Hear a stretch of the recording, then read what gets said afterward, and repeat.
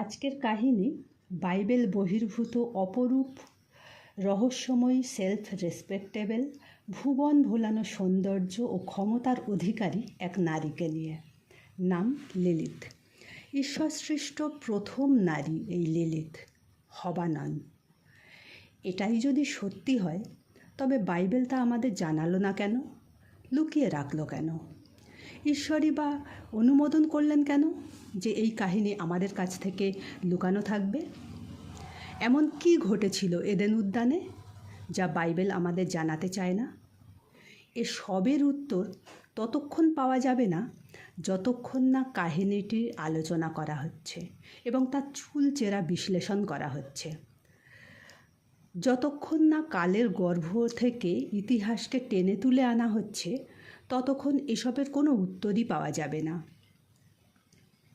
Lilith, প্রথম নারী, ঈশ্বর সৃষ্ট প্রথম নারী, অর্থাৎ আদমের প্রথম স্ত্রী।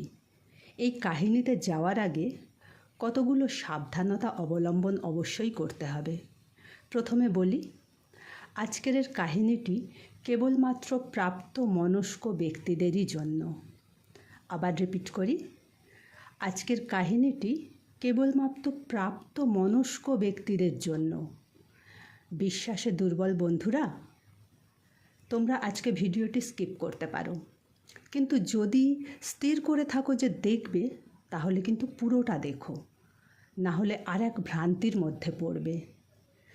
মিথ্যের চেয়েও অর্ধসত্য অনেক বেশি ভয়ঙ্কর। আজকের কাহিনীতে প্রবেশ করার আগে আরও কয়েকটি কথা আমি বলে নিতে চাই।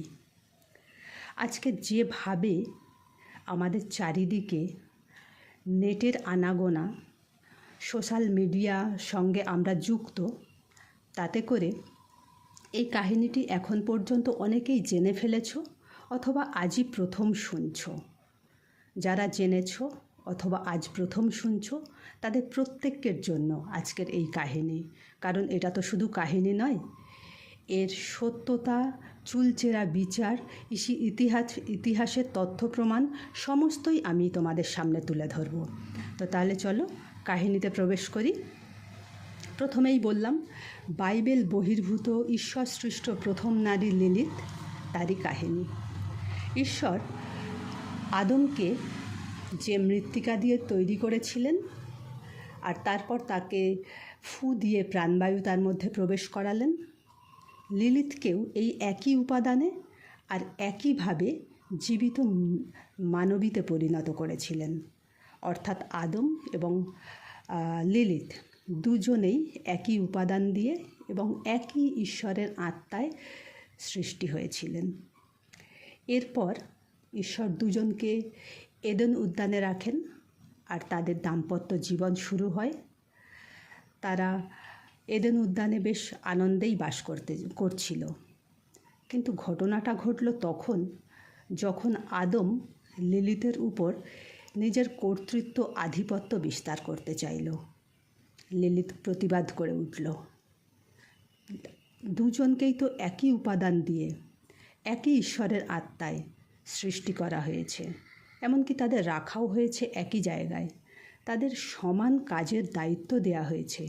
তাহলে লিলিথ কেন আদমের কর্তৃত্ব স্বীকার করবে না? লিলিথ করেওনি। এই কারণে লিলিথ এডেন উদ্যান ছেড়ে পালিয়ে এসেছিল।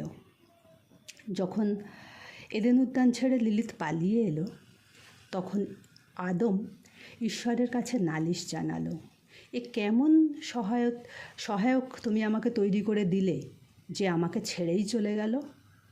ঈশ্বর আদমের পক্ষ অবলম্বন করে তার স্বর্গীয় দূতদের প্রেরণ করলেন লিলিথকে খুঁজে আনতে। যে স্বর্গীয় দূতদের প্রেরণ করেছিলেন তাদের নাম সাংভি, দ্বিতীয় জনের নাম সানসাভি আর তৃতীয় সামানগোলা। এই তিনজনকে ঈশ্বর প্রেরণ করলেন লিলিথকে খুঁজে আনার জন্য। এই তিনজন স্বর্গদূত লিলিথকে পৃথিবীর বিভিন্ন স্থানে খুঁজতে খুঁজতে অবশেষে লোহিত সাগরের তীরবর্তী অঞ্চলে লিলিথের দেখা পেল। আর লিলিথের দেখা যখন পেল তখন দেখল লিলিথের সেখানে অনেক সন্তান সন্ততি। দূতেরা লিলিথকে প্রস্তাব দিলেন যে এখনও যদি তুমি আদমের বশ্যতা স্বীকার করে এডেন উদ্যানে ফিরে যাও, তোমাকে ক্ষমা করে দেয়া হবে, নচেত তুমি অভিশপ্ত হবে। স্বভাবতই লিলিথ সেলফ রেসপেক্ট সঙ্গে নিয়ে আদমের বশ্যতা স্বীকার করল না, দূতেদের প্রস্তাবও প্রত্যাখ্যান করল। আর এখান থেকেই লিলিথ অভিশপ্ত হলো। পরবর্তীকালে লিলিথ লুসিফারের সঙ্গে মিলিত হয়ে এমনটি কথিত আছে যে 100 সন্তানের জন্ম দেয়। এরা সকলেই অশুভ শক্তির প্রতীক। এমনকি লিলিথ নিজেও প্রতিশোধ স্পৃহা সঙ্গে নিয়ে অশুভ আত্মা, নিশাচর, পিশাচ, দানব, এক কথায় সমস্ত অশুভ শক্তিতে পরিণত হয়েছিল। এদিকে এডেন উদ্যানে আদম মন মরা হয়ে ঘুরতে থাকলো। ঈশ্বর সমস্ত তার সৃষ্টি জীব জন্তুকে আদমের কাছে আনলেন আর এনে তাদের নাম রাখতে বললেন। আদম বেশ বুদ্ধিমত্তার সঙ্গেই তাদের প্রত্যেককে নাম রাখলেন, কিন্তু ঈশ্বর দেখলেন যে আদমের সঙ্গী হিসাবে কাউকেই এদের মধ্যে পাওয়া গেল না। তখন ঈশ্বর করলেন কি, আদমকে ঘোর নিদ্রায় মগ্ন করলেন আর তার পাঁজরের একটি হাড় তুলে নিলেন। সেই হাড় থেকে তিনি এক মানবী নির্মাণ করলেন, তার নাম নারী। আদম যখন প্রথম সেই মানবীকে চোখ খুলে দেখলেন, তার প্রথম কথা ছিল, এবার হইয়াছে, আমার অস্থির অস্থি, মাংসের মাংস, এর নাম নারী। এই হচ্ছে লিলিথের কাহিনী। তো এটা যদি লিলিথের কাহিনী হয়ে থাকে, গল্প হিসাবে তো বেশ সুন্দরই শুনতে এবং বেশ ভালোও লাগে। তো এই রকম এক ঘটনা যদি এটা সত্যি হয়ে থাকে, বাইবেল তাহলে আমাদের কেন জানালো না? এর উত্তর একটু পরে দিচ্ছি। আগে বলি, বাইবেল যদি লুকিয়েই রাখলো এই কাহিনী, তাহলে এতদিন পরে এটা আবার আমাদের কাছে প্রকাশ পেল কিভাবে? এই সমস্ত কাহিনীর উত্তর এবং চুলচেরা বিচার, এর সত্যে পৌঁছানোর জন্য যা কিছু তথ্য প্রমাণ প্রয়োজন, সবই এক এক করে বলবো। কিন্তু তার আগে আরেকটু কথা বলে নেওয়া দরকার। একটু আগে বলছিলাম যে আমাদের চারপাশে সোশ্যাল মিডিয়া, নেট এত বেশি ঘুরে বেড়াচ্ছে, আমাদের প্রত্যেকের হাতে এখন ফোন। আজকে আমরা প্রথম হয়তো কেউ এই কাহিনীটি জানলাম, কিন্তু এতদিনে অনেক মানুষ জেনে গেছে। বিশেষ করে যুব বন্ধুরা যারা কলেজে পড়ছো, তারা তো বটেই, কারণ ইংলিশ লিটারেচারে বা ধর্মতত্ত্বে বা ইতিহাসের কোনো ছোট্ট একটা অধ্যায় এই কাহিনী উল্লেখ আছে, অথবা সব ক্ষেত্রে না থাকলেও কোনো ক্ষেত্রে আছে। কিন্তু যাই হয়ে থাকুক না কেন, এই ছোট্ট একটি গল্পই অনেক মানুষের বিশ্বাসের ভিত নাড়িয়ে দিয়ে চলে গেছে। একেবারে ঝোড়ো হাওয়ার মতো এসে খড়কুটির মতো উড়িয়ে দিয়ে চলে গেছে। এত দিন ধরে যে বিশ্বাসকে তিল তিল করে পিতা মাতার বিশ্বাসের মধ্যে দিয়ে, চার্চে যাওয়ার মধ্যে দিয়ে, বাইবেল পাঠ, ধ্যান এসবের মধ্যে দিয়ে আমরা জমা করেছিলাম, এই একটি কাহিনী আমাদের নাড়িয়ে দিয়ে চলে গেছে। আর যখন গেছে, আমরা অনেক প্রশ্ন নিয়ে এসেছি, ঈশ্বর সম্বন্ধে প্রশ্ন, বাইবেল সম্বন্ধে প্রশ্ন, অথচ উত্তর কিছু নেই। আর সেই উত্তরগুলো আজকে আমাদের জানতে হবে। বাইবেল বলে, বালককে এমন করে শিক্ষা দাও যেন সে বৃদ্ধ হলেও সেটা না ছাড়ে। আজকে যাদের সন্তানেরা ছোট অথবা যাদের সন্তানেরা স্কুল কলেজে পড়ছে, প্রত্যেকের ভিত তৈরি করার জন্য সত্য কাহিনী জানতে হবে। এটা এতদিন ধরে বলার প্রয়োজন মনে করিনি, কারণ জানতাম যে এটা না জানলেও চলবে। এটা যখন বাইবেলে নেই, ঈশ্বর আমাদের জানাননি, ঈশ্বর এর সঙ্গে যোগাযোগই নেই, তখন আমাদের না জানলেও চলবে। কিন্তু এই যে বাইরের জগৎ, আমাদের বিশ্বাসের উপর এরা তো প্রশ্ন তুলছে, তাই আমাদের বিশ্বাসকে সবল করার জন্য সত্যি সত্যি এগুলো জানতে হবে। এবার যেখান থেকে শেষ করেছিলাম সেখানে ফিরে আসি।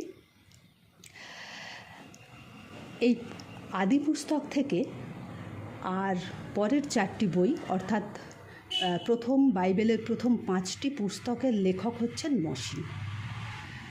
আর তোমাদের প্রশ্ন ছিল যে মশির পঞ্চপুস্তকে প্রভু যিশু কোথায়?